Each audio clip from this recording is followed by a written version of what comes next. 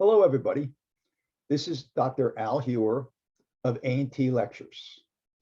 In addition, I'm a professor at Rutgers School of Health Professions, and I'm still a respiratory therapist that operates routinely in an adult ICU at a major medical center in northern New Jersey. This lecture focuses on ethics in clinical practice. Before we get started, however, there's two important mechanical issues we need to discuss. One of them relates to disclosures to participants. The participants are all of you. And as a presenter of this lecture, I have to attest to the fact that I have no conflicts of interest, which I do not. The second significant issue with this slide is that it contains information that basically says, for successful completion, you, the participants, are required to watch the entire video, complete the post-test with a passing score, as well as completing the final evaluation.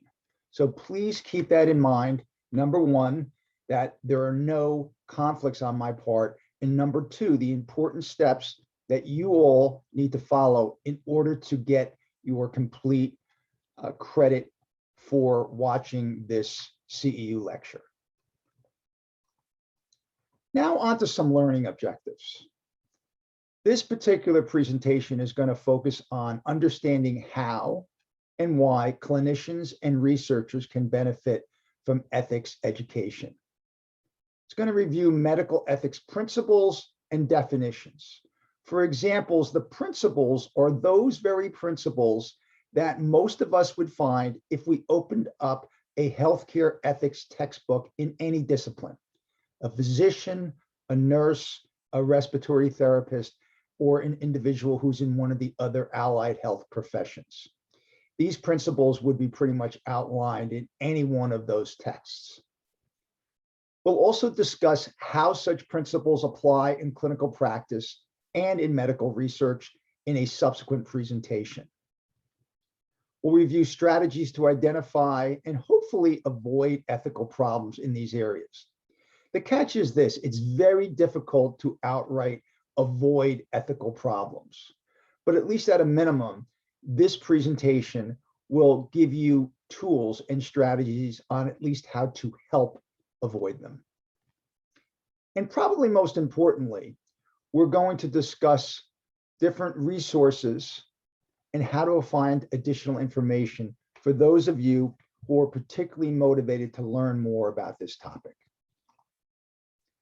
So reasons for ethics education mandates. So I'm from New Jersey. We realize that some of you may or may not be from New Jersey. You may not even be from the United States. We have been blessed with the great fortune of individuals attending our lectures from other countries as well. But in New Jersey and many states in the United States, there is a requirement for licensure and a specific requirement that in order to obtain and maintain licensure, that the clinician, the respiratory therapist, complete a specific CEU requirement that focuses on ethics. This meets that requirement. A state such as California takes it another step forward, and basically they have an ethics course that you need to complete. You pay your $25 fee. I've actually taken it. It's an outstanding course. I also took it because I really wanted to see what kinds of topics that they covered and kind of benchmark my presentation against theirs. It's very good presentation that they put together. The AARC has a position statement. And as you might imagine, the position statement says that all respiratory therapists are to behave in an ethical manner. They are to embrace the ethical principles that we're going to be covering in this presentation as well. And basically it's required, it being that education in medical ethics is essentially required by all hospitals and healthcare organizations. Now, as I mentioned earlier, I am a faculty member at Rutgers University in Newark, New Jersey. And indeed, because I work in the School of Health Professions, and I'm part of the, if you will, larger university, much of which is really focused on healthcare, we are required to actually take online training courses in many areas, including those related to medical ethics. Some better reasons, so mandates are some reasons, but then there's also the other reasons that aren't quite as is prescriptive. So we're professionals. We are, if you will, allied health professionals, respiratory therapists. If there's any nurses that are amongst our audience, you guys are professionals as well, and your professional organization, if you will, has statements that relate to the conduct of professionals. And professionals adhere to a code of conduct. Again, whether you'd be a nurse, a physician, a respiratory therapist, or in one of the other allied health professions. We encounter ethical dilemmas in our professions of all types. And we have some case studies at the end of this presentation that will, again, drill down, that will try to exemplify some of those ethical dilemmas and perhaps, if you will, empower you with strategies in order to help better deal with those dilemmas. Guidance on how to apply ethical principles to optimize patient care, to help avoid the pitfalls, to improve morale and job satisfaction. So some of these ethical pitfalls, if you will, they have been shown in research studies to erode morale. That when individuals, clinicians, nurses, RTs, physicians spend too much time providing fetal care, it does tend to erode the morale, and it can absolutely affect their job satisfaction and things like turnover, and really, really core important if you will, consequences of not addressing these issues. Also, another good reason to, if you will, embrace the ethical side of things is to identify current resources and additional references so that you're empowered, so that you kind of know where to turn, where you've taken all the training, you've gone to the your company's website, but you need or want more to also be able to turn and be able to get that information. And as I alluded to earlier, this presentation will provide you with some of that material. So definition and classifications of medical ethics. So again, this isn't an entire definition, this is an excerpt, but it's a system of moral principles governing the conduct of persons in a profession. There's different subclasses. Today's focus will be on clinical. Again, the focus of today. We have another presentation related to ethics in research. Again, it's not this presentation, but there is some overlap. I do, if you will, cross-pollinate and refer back to that presentation as well. And then there's ethics in education. So I'm an educator. I've been an educator at Rutgers University for 25 plus years.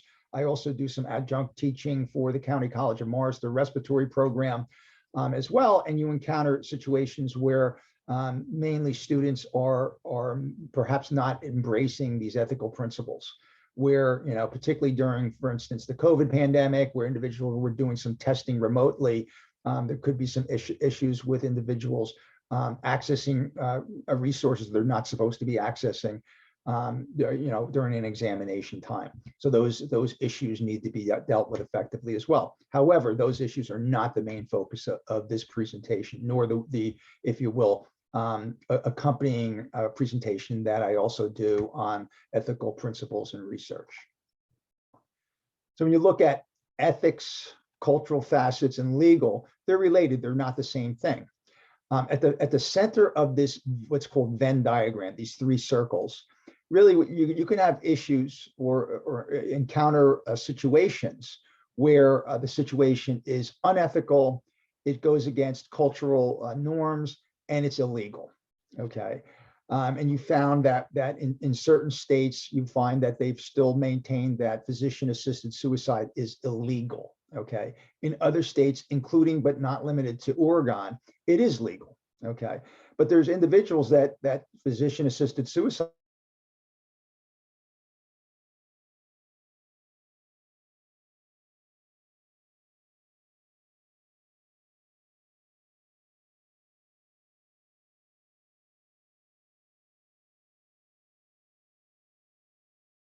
may be guarded, although it's legal and we reside in, let's say, Oregon, we do not subscribe to it in terms of the cultural and ethical beliefs.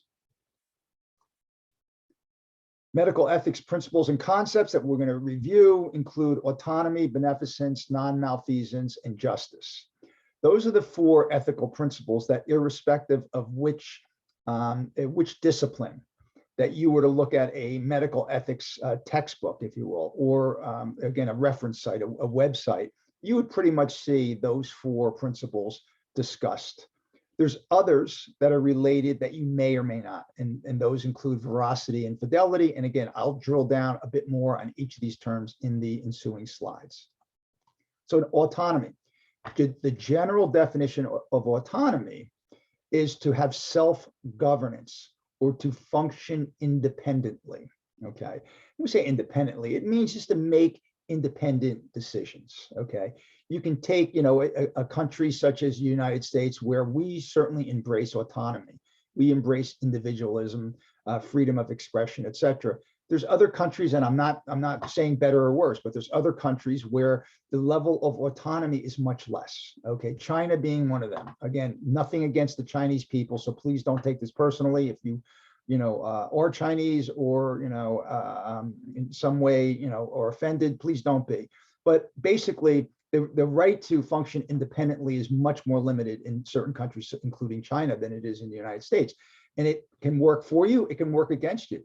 I mean, we saw it in the United States where autonomy, individuals with the COVID pandemic, some individuals did not want to wear masks. They view it as, this is my right to be independent. I don't want to wear a mask.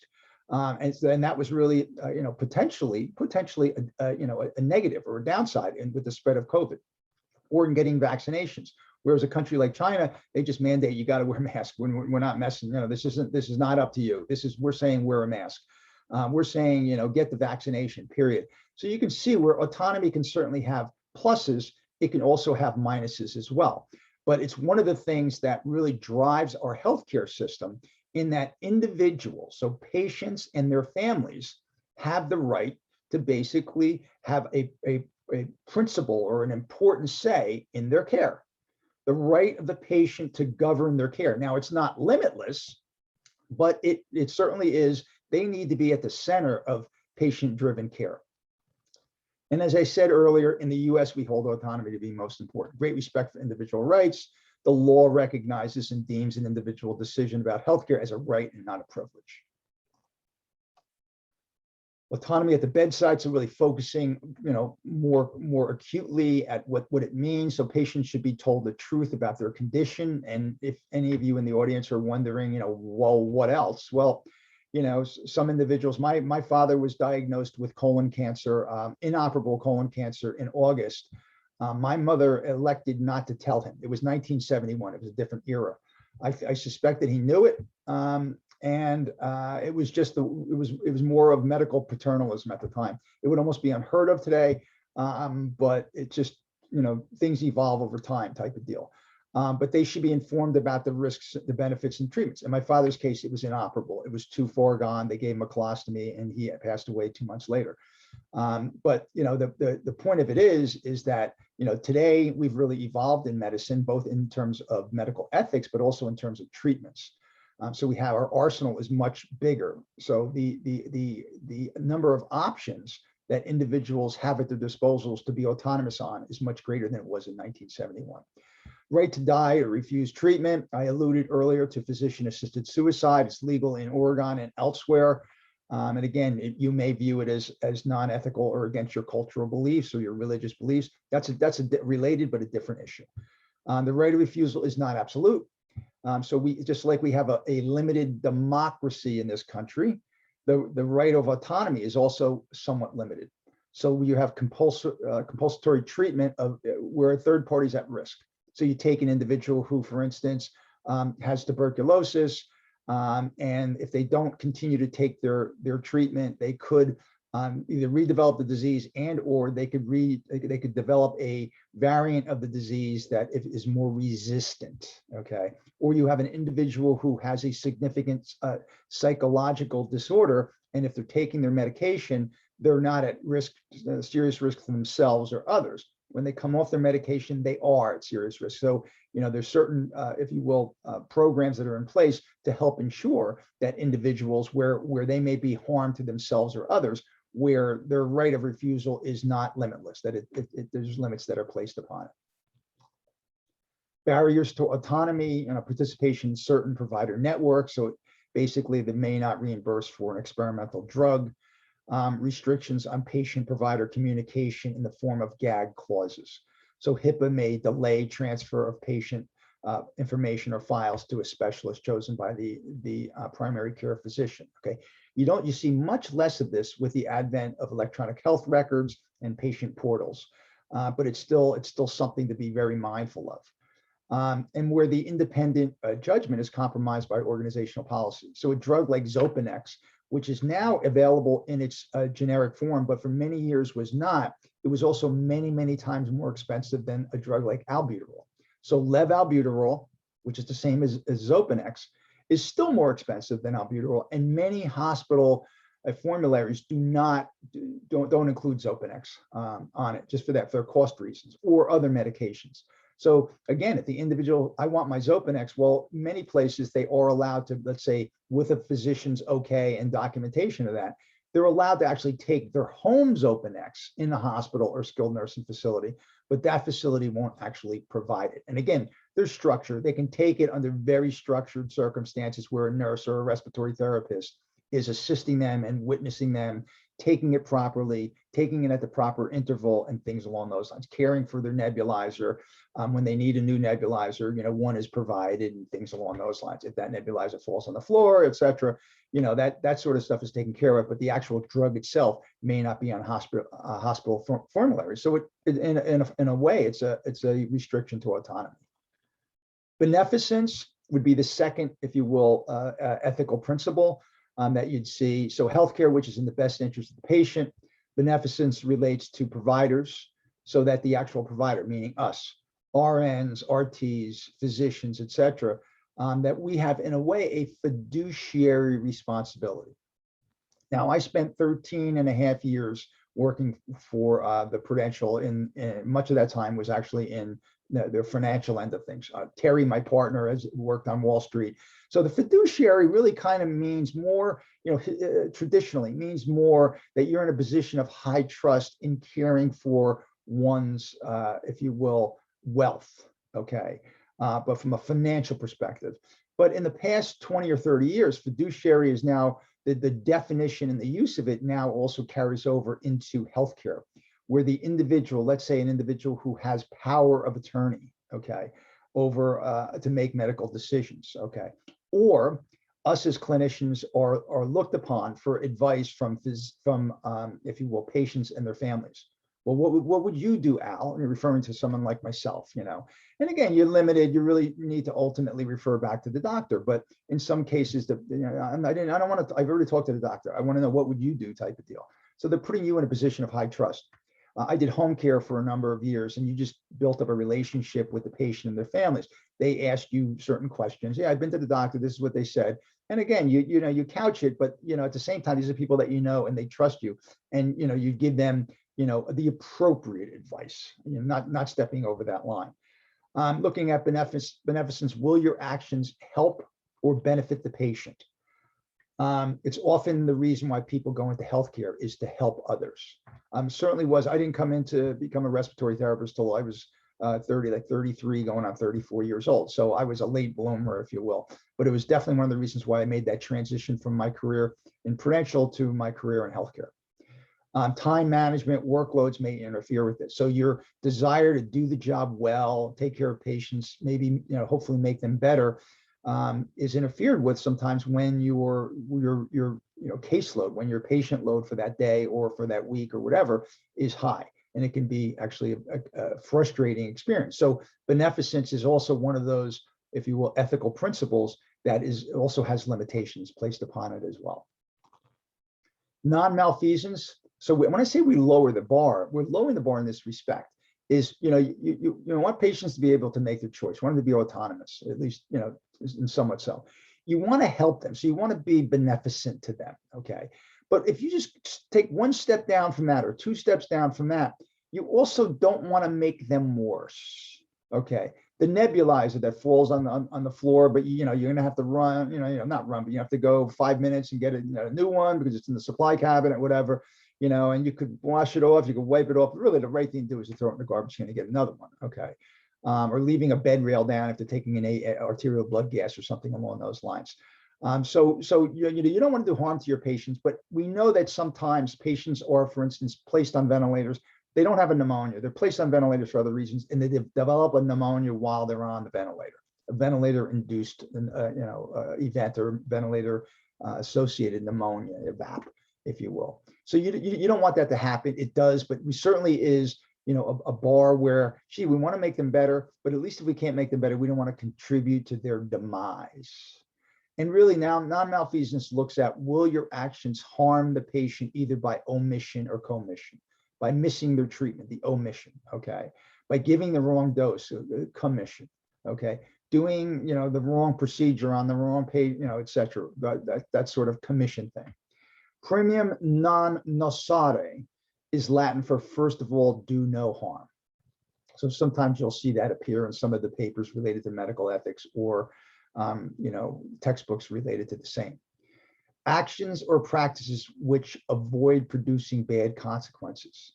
And again, the examples I give, the patient falls after the bed rail is left down for whatever reason. You're repositioning the patient, you're doing an arterial blood gas, etc. The surgeon leaves a sponge in the patient's abdomen. The resident physician inserts the feeding line into the trachea instead of the esophagus and the belly.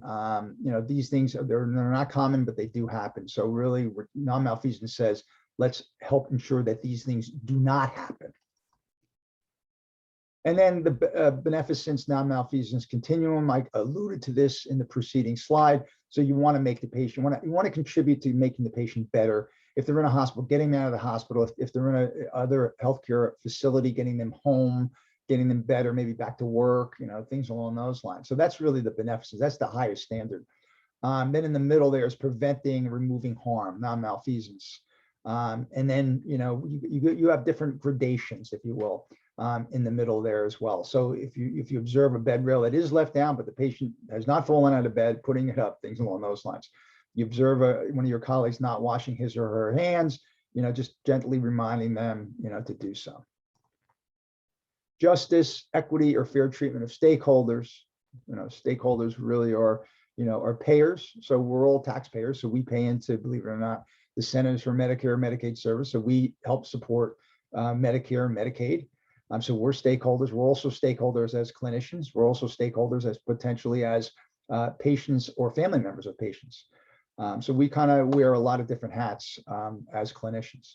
Two types of justice. One of them is distributive, the other one is comparative. So distributive justice is really this kind of like this societal thing. How equitably are healthcare services and resources distributed at a societal level? Okay.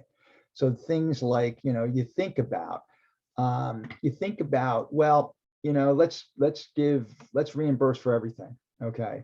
Or let's have the patient who has I think about a patient that I was caring for when I worked this past weekend in the ICU, and his patient had a profound brain injury. And even if you weren't an expert in reading head CTs, you just look at it and basically the ventricles were gone, the significant shift in one direction, a lot of white radio opacities that were appearing as blood or damaged tissue, ischemic or dead tissue. And you think about keeping that patient alive on a ventilator and the cost of doing so, and how that money could potentially be diverted, to things like just, a lot of different directions, educating asthmatics, educating moms to be, that are, let's say, indigent moms to be, that otherwise would not receive the prenatal care. Things along those lines. And we know that the asthma education, educating moms to be, really pays huge dividends. So really looking at distributive justice, we have, resources, they're limited, how they're actually, if you will, expended or spent. Comparative justice, how healthcare is delivered at the individual or micro level. Reimbursement or denial of individual care. I think back when I did home care many years ago, and we did a lot of non-invasive secretion clearance and ventilation of patients. And we used the cofflators, the inexaflators, to do that. And at that time, which was mid 1990s, the health insurance companies didn't know what they were. They really were reticent to reimburse. And we were even drawing them pictures of saying, hey, listen, rather than 3 suction catheters a day, which is what they allotted, basically, if you pay for this piece of equipment, it's going to pay for itself in like months, type of deal. So it was a tough sell, but it's an easier sell now because there's better information out there on some of these alternative, if you will, means of care. But again, comparative justice is really looking at more on the individual, whereas distributive is really looking at the macro level, these chunks of patients and patient populations.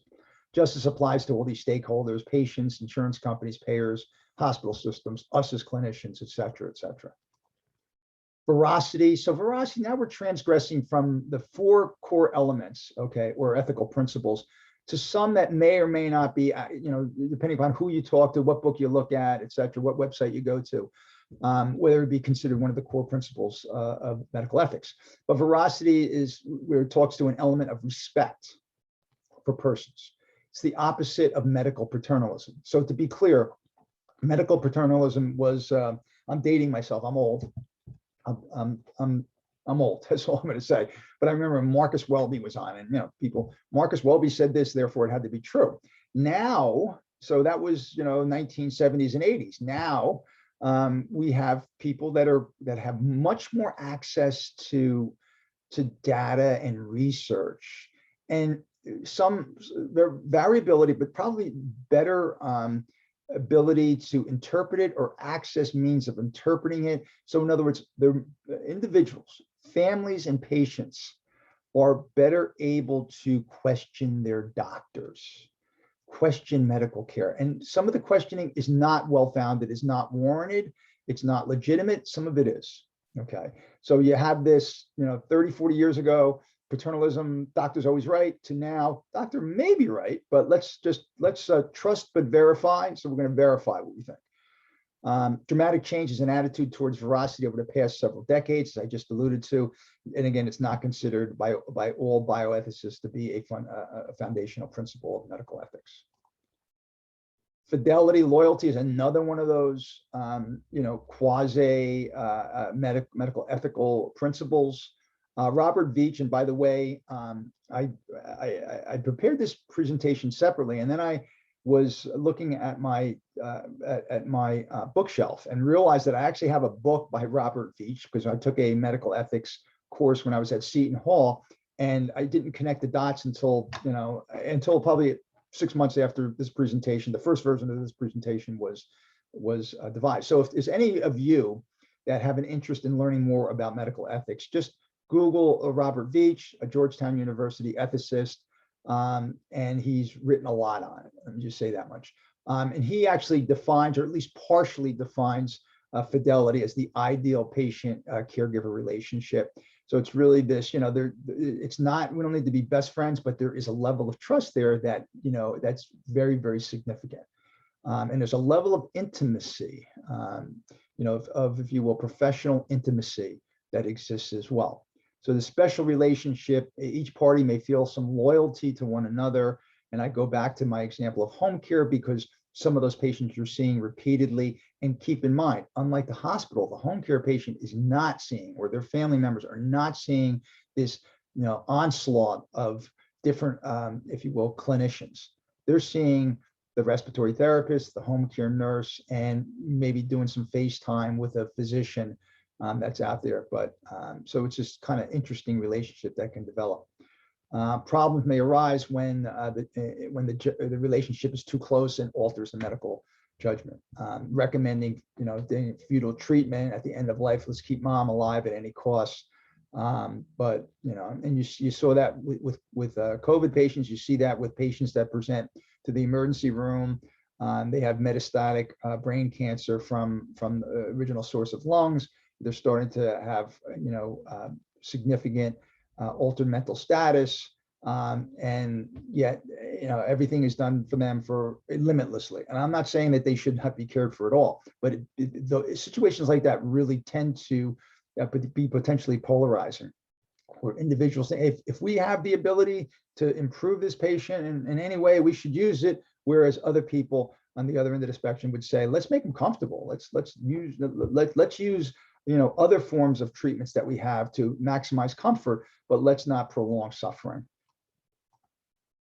The shift that I, again, started to allude to earlier in medical ethics from 1960s and 70s, where it was really Marcus Welby and Ben Kildare. That was probably more like the 60s, where it was paternalism. And again, Donald Olkin in 61 basically did a piece of survey research, determined that 88% of physicians did not tell the patient the truth about their malignancy.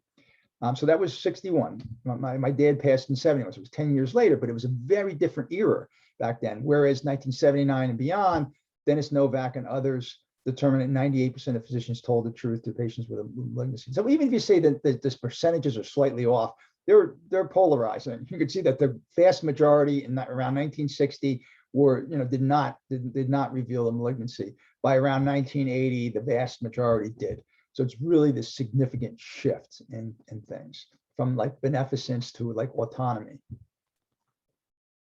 Respect for persons, it remains the predominant theme. There's significant case law to support this change of philosophy. So the Matheson case in 1960, the patient sued her MD for failing to inform her the risks of radiation treatment. So she had a malignancy, but we know now, we were learning then, we knew then, but probably not as much as we did now, that some of the, if you will, drawbacks and the side effects of radiation.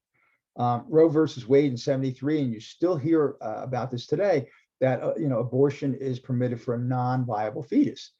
One of the problems, not the problem, one of the problems is that what in 1973, what was deemed a non-viable fetus was very different than what's deemed now. So that I could say more, but it's sort of a kind of a moving target. And then all the complications and implications of taking care of a baby a fetus who's really not viable, kind of borderline and not viable, and where those resources are going and what are the alternative avenues that they could be devoted, et cetera. It's very, very controversial, almost mind-blowing, quite honestly. Again, in New Jersey, in my home state, Karen Ann Quinlan, right to be removed from life support. She was on a ventilator. She had suffered an apparent anoxic episode, secondary to supposedly or allegedly drinking, taking illicit drugs. She vomited, she aspirated. The big insult was an anoxic brain injury. And eventually it was ruled, and it was a very protracted case. Eventually it was ruled that she could be removed from life support, from the ventilator, but they continued to hydrate her and tube feed her, and she lived for a number of years after that. 7 to 8 years after that, she lived. Again, she was in a persistent vegetative state, but they removed her from the ventilator and she continued to breathe. A somewhat more recent, but still, a good, between 1 and 2 decades ago, Terry Schiaffo, the right to have nutrition and hydration removed. And again, the issue there was she had suffered some form of an anoxic brain injury as well. The husband wanted, basically everything stopped. The parents wanted her to continue Terry Schiaffo to continue to get hydrated and nutrition and other forms of basic medical care. And it was just very extraordinarily confidential and controversial. The interesting thing was, if you Google Terry Schiaffo and you look at the pictures of her, she's obviously bedridden and contracted for a very long period of time. And then you read on, the overview of her clinical status, and she really didn't seem like, she had a very low Glasgow coma scale. She was in a very deep coma, and did not show any signs of abating. So just another very controversial issue. There's just have been kind of hallmark cases. So you have this conflicting influence in medical ethics. So you have positives. Maybe that's not the exact right word, but you have the desire to do good, desire to positively influence outcomes, to be compassionate to patients and their family members, and then the negatives, the interference that healthcare is a business. Hospitals do go out of business for not being managed well. US healthcare accounts for about 18% of the United States gross domestic product. There's no other country that is close to that, okay? So you have countries like Switzerland and France that are maybe in the range, not maybe, they're about 11 or 12% of the GDP. Norway in that range, maybe even as high as 13% of GDP, but still there's this huge gap. And then you also have the issue of per capita costs. And United States, it's now right around $10,000 per capita. And for most other developed countries, including the UK and England, it's around 6,000, 5,500 to like 6,000. So there's just, so we're spending a lot on medical care. And although this is not a presentation on comparative healthcare systems, I actually do a separate one on that for real. It's not included with this ensemble, but maybe sometime in the future. Whereas our outcomes are not great. I mean, compared to other developed countries, things like life expectancy, they're okay. But considering that we spend almost twice as much as some other developed countries that have better outcomes than we do, it's baffling. Excessive use of technologies. The good news is we have technology. The bad news is it's a big driver of costs. So you have issues that relate to cost, but also relate to ethics. And that is, you have a whole new generation, different categories of medications to treat certain types of cancer that are game changers. That, not necessarily curative, but can really be life extenders and quality of life extenders. The problem is that if you happen to be in a healthcare plan that doesn't cover it, it can literally be not just tens of thousands, but in some case, hundreds of thousands of dollars.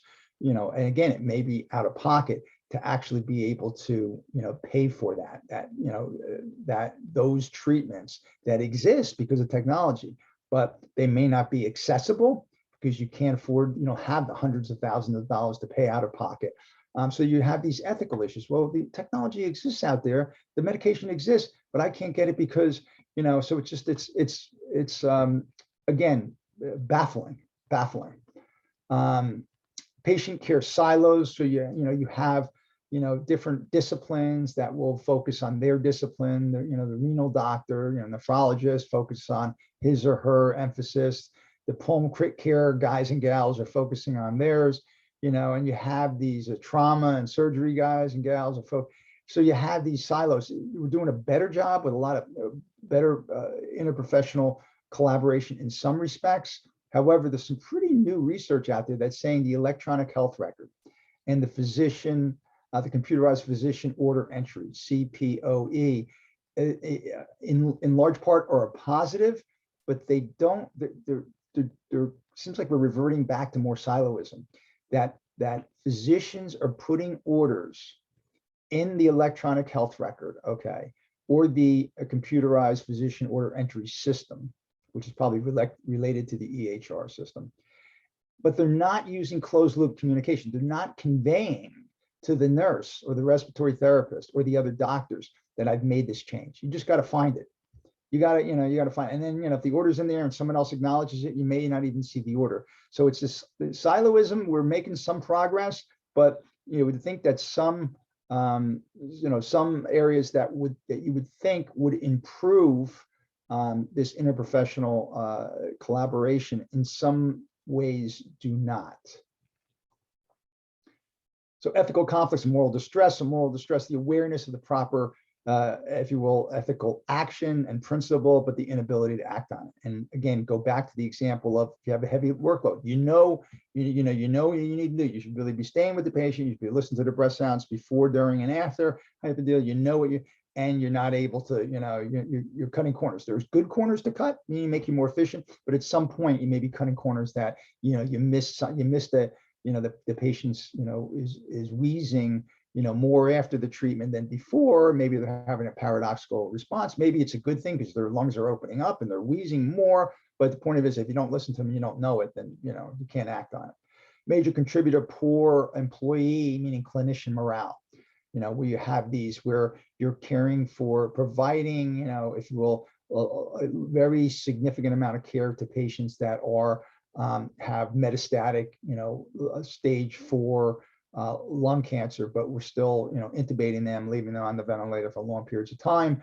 And it can be, if you will, demoralizing to the clinicians taking care of them. I'm not saying that those people that are near the end of life should not receive care. That's not what we're saying here at all. But again, understand that every resource, every minute of a clinician's time, every dollar that goes to caring for a patient who, according to all the experts, is suffering and will not be around for much longer, is a dollar or a minute less that can be devoted to other patients that are more, if you will, medically viable. Moral distress and respiratory care. It's really the focus. I know a lot of our attendees for this lecture are respiratory therapists, but it applies to nurses if we have nurses as well. And the orders conflict with professional or personal values and professional judgment or personal values. And it may be, let's intubate this patient, and you have some lack of clarity as to what the patient really wants, that sort of thing. Disagreements with surrogate decision makers, providing fetal care, which is what I alluded to a few times in this presentation earlier on. A perception of unsafe staffing, which you saw different times when there's spikes in census and acuity. You see these things come up. During pandemics like the COVID pandemic, you saw that our system, our healthcare system, was so stressed that it was unsafe. But certainly, if the ratio was normally, one respiratory therapist for, let's say, 6 or 7 ventilators, it might have been twice that. One nurse to 2 or 3 ICU patients, it might have been 2 or 3 times that. Actively or passively participating in deception.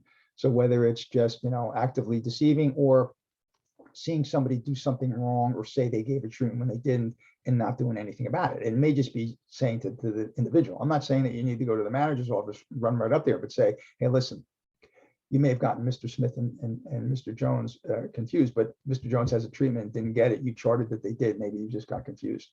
You just go back and give it to them and fix what you need to in the electronic health record. Key legal documents. We're good with time here. We're moving along nicely. Living will, advance directives. So they're related documents. Medical care wishes if the patient becomes critically ill and incapacitated, whether it's incapacitated because of the illness or because they're medicated, put in a medical induced coma, they're sedated in order to be able to manage them. But when someone is significantly sedated, they're probably incapacitated, not able to make calls on their own. A durable power of attorney, POA medical, appoints an authorized person, a surrogate, to make medical decisions if the patient is not able to. Where it can get a little bit hairy from an ethical perspective if that appointment was made a long time ago, okay? Or it can be overridden if the patient is deemed competent by the medical team to make decisions, and the, if you will, POA medical wants everything done. The patient is lucid and they want to stop the treatment, okay? And again, they're autonomous, they're emancipated. They're above whether it's 18 or 21 years old, and it doesn't matter what the POA wants. If the patient can override the POA, just to be clear on that, because these things actually happen, these dilemmas. Do not attempt to resuscitate, or DNAR or DNR is proceeded with a documented discussion with the patient, the surrogate decision maker, signed and dated by the physician. Newer term that frankly a bunch of us thought was going to gain more traction and hasn't is AND, allow natural death. You think about it, it's much more descriptive because we're all going to die. I don't mean to be morbid, but we're all going to die. But allowing a disease process to take its course and allow what's naturally happening to happen. And frankly, my wife will tell you I've been wrong a lot in my life. I'm right sometimes and I'm not right other times. But I really thought that a term like this was going to gain traction, and it doesn't really seem like it has, but something to think about. So let's look at some cases, and then we'll kind of have some summary points, and then we'll kind of wind it down here. So the right to refuse. A 17-year-old patient with advanced cystic fibrosis. So she's had an aggressive case of it. Maybe she's not been compliant or whatever set of circumstances indicates that she does not wish to live this way and wants to discontinue therapy. She's 17. She's not 7. She's 17. So, you want to, maybe she's having a bad day. Okay. We're all entitled to have a bad day, bad 2 days, bad week, whatever. But at some point you need to discern, is it a bad day or is this really what she wants? Okay. And in certain states, there's what's called the mature minor doctrine. Okay. Well, you have somebody who's 17, okay, or 16, 17 and a half. Okay. So they're close to being emancipated. And that the patient may be deemed sufficiently mature to refuse treatment. Okay. It varies state to state, so it gets a little bit hairy, but just be aware that the mature minor doctrine does exist in certain jurisdictions, and it's something to be mindful of. Main ethical principles involved: autonomy, the patient's right to be self-governing, and then fidelity, the clinician's responsibility to report the patient's wishes, and the clinician's responsibility to think that they did everything they could. The bronchodilators, the aggressive chest physical therapy, the inhaled mucolytics, the inhaled antimicrobials, at the right intervals, etc., did everything they could in order to maximize the patient's outcomes. Case 2, right to refusal is not unlimited, so it is limited. Patient recently diagnosed with tuberculosis, placed on isolation, multiple antibiotics, ABX therapy. Once the patient is deemed non-contagious and scheduled for discharge, he indicates, I'm not going to take this no more. I'm done. I'm done with it. So this is a case where if the patient is non-compliant, they could obviously they could get sick again, but also develop a strain and pass it on to others that's resistant to that treatment protocol. Patients deemed a threat to themselves or to others can be mandated to receive therapy. If they're on some sort of jurisdictional assistance, such as unemployment or disability, whatever, then it could be that their payments are withheld. Okay. If they're not, it may be what we call direct observation therapy, or DOT. And frankly, criminal charges if they don't comply. So I mentioned earlier that I'm a faculty member at Rutgers in Newark, New Jersey, and we've done some outreach within the community, and some of my physician colleagues have as well. And they've informed me that with certain direct observation therapy programs, they will send a nurse out to the community, to the patient's residence, and literally observe them, have the medication with them, observe them taking the medication, document it, et cetera, et cetera. So I don't know if people are getting arrested, because you think about the mess that creates. You have somebody who's not compliant, you put them in a jail or a prison, and it creates a lot of issues. So I don't know that there was a lot of true, charges and arrests that actually happened. Point of it is appealing to the individual, educating them, explaining, listen, you may feel better, but if you're not through with this disease, you still have these microbes in you. We want you to continue to take this so you can get rid of them, get you better, and make sure you don't spread it on. And it really appealed to, so it's not just like going out there and beating them over the head, but really educating them. So the direct observation therapy is really direct observation therapy / education. And those programs have proven to be pretty successful. And again, the ethical principles, the autonomy, the patient saying, I'm not going to take this. Justice is really looking at, justice more on an individual level. It's probably fairly costly to send a nurse out to the patient's home or residence. It's probably much more costly to have them infect others with a resistant form of tuberculosis. Fetal care, patient profound head injury, catastrophic multiple system failure. However, the family wants to continue the treatment and basically, refuse the DNAR order. Okay. A suggested action: communicate with the attending physician, suggest a palliative care consult. One of the things that we've done much better over the past decade or so in this country is the reimbursement for end-of-life care, palliative care.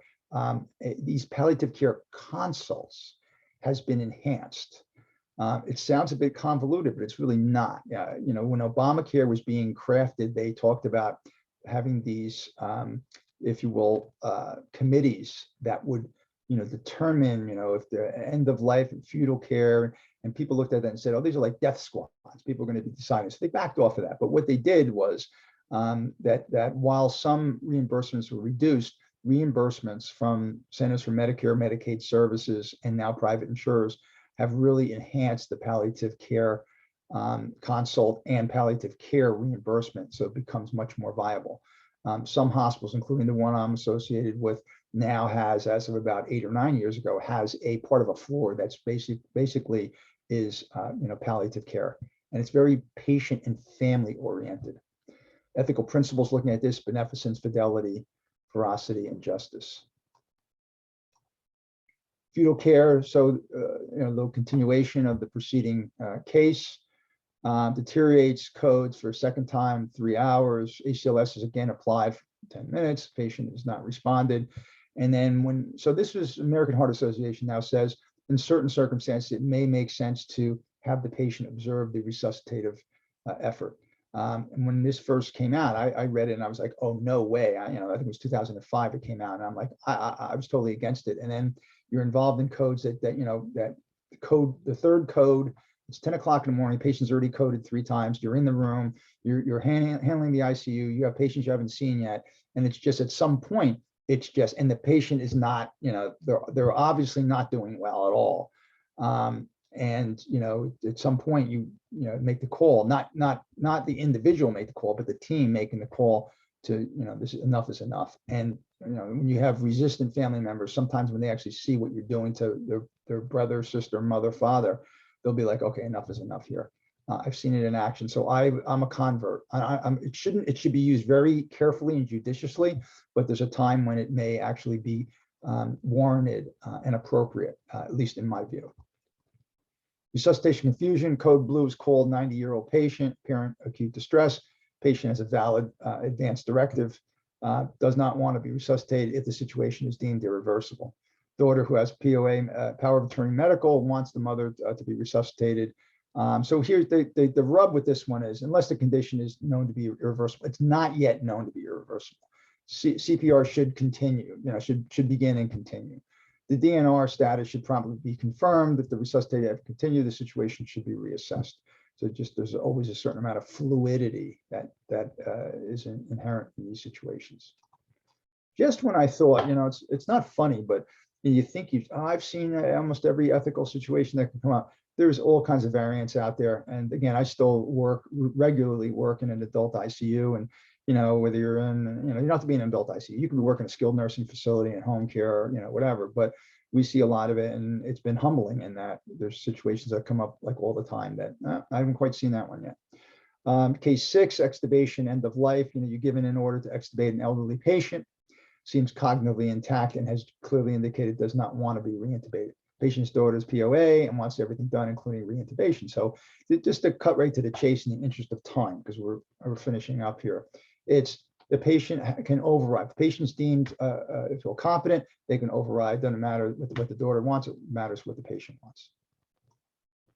Informed consent. The theme with this one is observe a physician attempting to obtain consent for endoscopy in patients moderately sedated. That should have been done earlier. So if they're moderately sedated, do they have capacity to actually give informed consent? So really, at this stage of the game, the consent should be obtained from the surrogate, from somebody who is authorized in order to make those decisions, because the patient's now fully sedated. And it sounds like in this case, maybe someone who they should have done it earlier, it wasn't done, and it really should be done with a surrogate.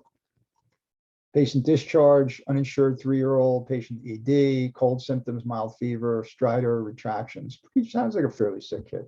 After 1 albuterol treatment, 1 racemic epinephrine treatment, the condition improves somewhat, remains in some distress. Attending physician wants to discharge him home.